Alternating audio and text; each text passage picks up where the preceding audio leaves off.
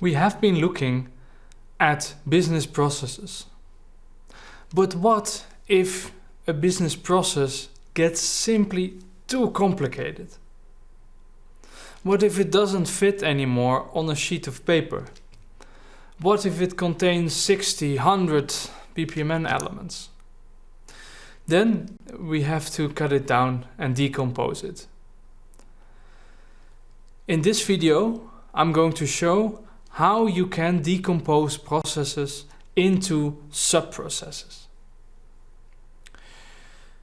And in order to do that, let's look at how we can write that down. We've already seen tasks. Tasks are atomic, are somebody does something, very simple, very small. To add a subprocess to that, you can put a little plus in the center on the bottom.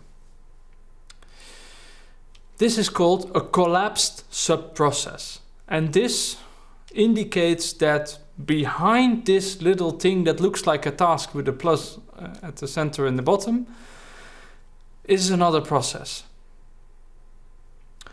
We can also expand a subprocess. So an expanded subprocess looks like this.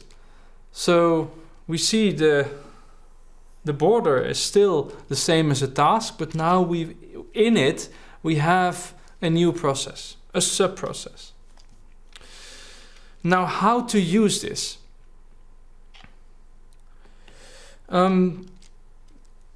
You simply use any of these three as part as the normal control flow. So here at the bottom we see an example where this, of course, is an expanded subprocess and it's simply a part of the normal control flow. What you cannot do, however, is to have sequence flows going in and out of subprocesses. That cannot be. Communication with subprocesses must be via some interfaces that we will get through later. Sequence flows are not permitted to go in and out of subprocesses. So what are the semantics of subprocesses? And for that, let's simply play the token game. Let's say that we have a token that arrives at the collapsed subprocess S. Then that simply starts executing. Here, because this S is collapsed, we don't see anything of what's going on. So for our purposes, it's busy. And that's it. That's all we know. At some point, S will be ready. And then it will produce a token just like a normal task. Now we arrive at an expanded subprocess, and here we can actually see what's going on inside. So whenever a token arrives, the start event is triggered, just like any other process. And this is a subprocess, but it is also a normal process. So it just starts executing like usual. So as soon as the start event gets triggered, then the token moves on, then the task A is being executed, which is atomic, and then we continue after that's done. Here, the expanded subprocess will put a token in its end event and indicates that it is ready. Then the expanded subprocess will finish, and the token will be produced on the outgoing sequence flow of the expanded subprocess. And then our small example, we finish as well. So, in semantics, in summary, a collapsed subprocess works just as a normal task from the view here, while an expanded subprocess works as a normal task, but within it there is a little process going on that we can actually follow because we are looking at it here. So that's the semantics of subprocesses. Now, why would you want to do that? Why would you want to decompose your process into smaller parts? And well, anyone who has programmed before knows that it's a very good idea to break up your code into smaller parts, because smaller parts are easier to understand, easier to debug, and easier to maintain. So making process models smaller makes them more readable. We can abstract from unimportant details by putting these details into subprocesses. If we do not care about a certain step, like for instance, if we are registering for university, then there might be maybe several steps that are relevant. So that is a business process, registration in itself. However, if we look at the business process of a student coming in until degree, then registration is, it should be there. It's part of that overall process. But do we need to know all the details, like send form and decide? Not really. So we can put that registration process in a sub-process in the overall student journey process. And then we do not have to look at all these details of this business process. So we can abstract. Something we're gonna see in part 2 of this video is that subprocesses can be used to indicate in a very easy way that something needs to be repeated, or that we need to instantiate multiple subprocesses of something. All of that we can do because we have subprocesses. Furthermore, in later videos we will see interruptions and exceptions. These need to be scoped to something. You don't want exceptions to propagate forever. So it's a good idea to limit the scope of exceptions to where they can actually occur. And with subprocesses, you can do that. But more on that in another video. A rule of thumb is that process models larger than 30 to 40 BPMN elements should be decomposed. And 30, 40 elements sounds like a lot, but it's not much. If you consider data, if you consider lanes, if you consider gateways, all of these add complexity if you read the model. So there has been scientific research where they have found that if you go over this 30 to 40 BPMN elements, people will actually understand your model much less than if it's a smaller model. So yeah, there has been scientific research on this. It's a good idea to cut down models if they get too big. Let's look at an example.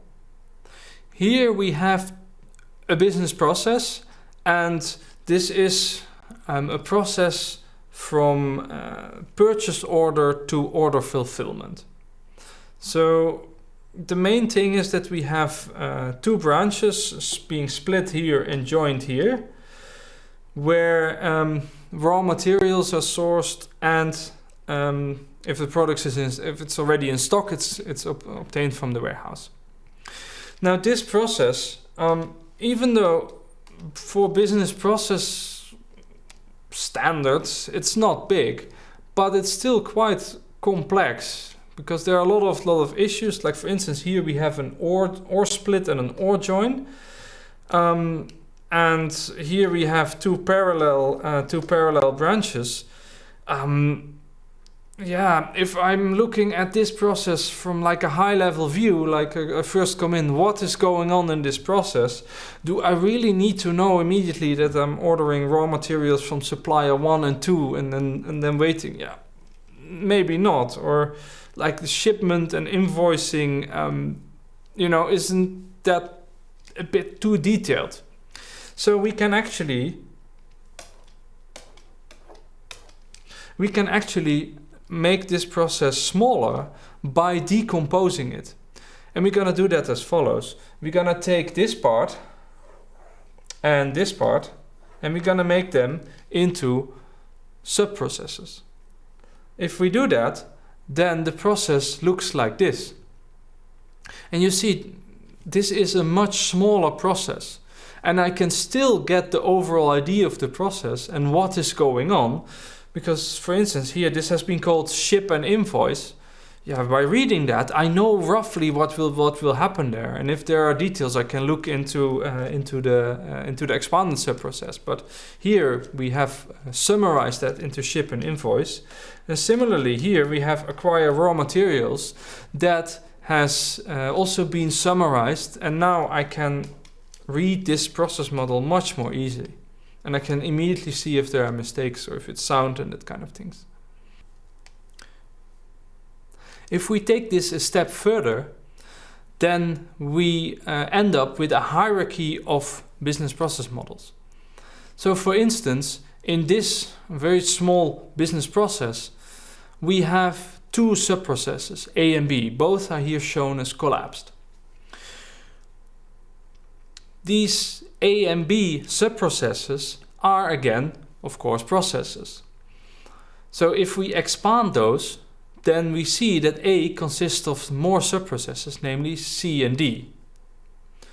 So there is another layer below A. B, of course, I'm not going to detail here, but business process D again has subprocesses G. So we see that here we already see 4 layers of business processes, where in each layer we add more detail that can be modeled. So we abstract the more you go up. These hierarchies are very useful in practice, because there is very rarely you will see a process model that consists of only one layer, simply because that business process is part of a larger customer journey, is maybe part of a larger business process, or is maybe reused in some places. So you will very rarely see flat business process models. Now, how can we combine subprocesses with messages? So as I mentioned, sequence flows are not allowed to enter or exit subprocesses, but messages are. So messages can go in and out of business processes without issue. In a collapsed subprocess, you can indicate all the messages that go in and out of that subprocess. So here we see 3 messages going in and out of S. It's the collapsed view, but the messages are still there. So technically you can do this. The order of these messages doesn't matter. So the fact that this one is left, then this one and this one doesn't mean anything. The order is arbitrary. But you can imagine, like in a process hierarchy, if you are like 4 levels deep and you're at the top level, if you replicate each and every message going into and out of every subprocess, it can get messy. So it is allowed, and in some cases encouraged, to leave these messages out. So you can show them, but it is not mandatory. Now, when to include them or not is a bit of an art. That's the art of process modeling. If you think it is relevant to know at the level in which you are modeling now that the collapsed subprocess shows all its messages, then you must include them. So if your model is about customer interaction, so you model your business processes in order to optimize interaction with customers. So you want to see precisely when am I communicating with them, how long does that take, and so on and so on. Then absolutely, I include the messages that are going to the customer on each and every level, even if I have subprocesses. However, communication with the back agency, you might consider leaving that out. But again, it's a gray area, it's an art. Include messages whenever you feel that is appropriate. How about data? So let's say that we have a hierarchy, and in the top layer of this hierarchy we have a business object 1. and this one is an input to B. But let's see the second layer in subprocess A, we have a data object 2. In the third layer, we have a data object 3.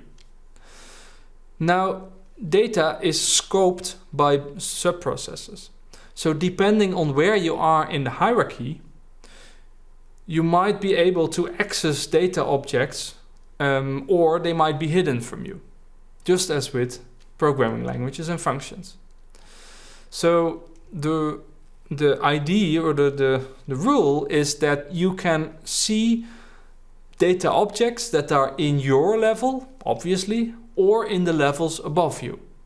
So data object 1 can here be seen by tasks B, of course, D and E. So anything in a lower level. Data object 2 can be accessed by task D and E. So not by task B, because that is higher in the hierarchy. So you can see any data object that is above you, but you cannot see what your children are doing with data. So data object 3 can only be accessed by task E in this example.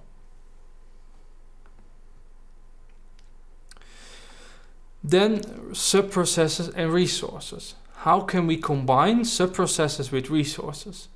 Because subprocesses can still be very big. We talked about these layers, and the top level can include a lot of behavior with lots of different actors and pools. So I'm going to give you a few examples of things that are allowed first. So expanded subprocesses can span lanes and pools. That is fine. So this, I hope you can see the subprocess is here, is completely in the pool. Of course, this is fine. This can cross lanes, that's all fine.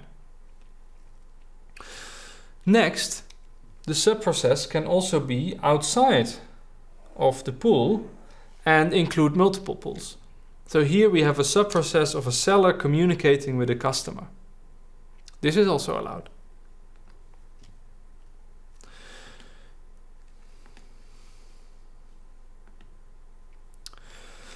There is a small thing you need to take care of though. If I include this subprocess S in its kind of in a higher layer in the hierarchy, and I want to call this subprocess, then I must make sure that the pool that does that, so the pool that gives S its token, is in the seller pool. So why is that here? The seller, if you look, starts the process. So that means that this subprocess must be started by the seller, because that's what we modeled. So then in a higher layer of the hierarchy, you have to ensure that is the seller actually doing that, simply to keep it consistent. What we can also do is put the subprocess around the pool, and then model that the messages go in and out of the subprocess. That is also fine. What we cannot do is to put a subprocess kind of on the border of a lane. That is not allowed. So a collapsed subprocess must be in one lane in one pool. And that is the pool that starts it. So the lane doesn't matter, but do not put it on the edge.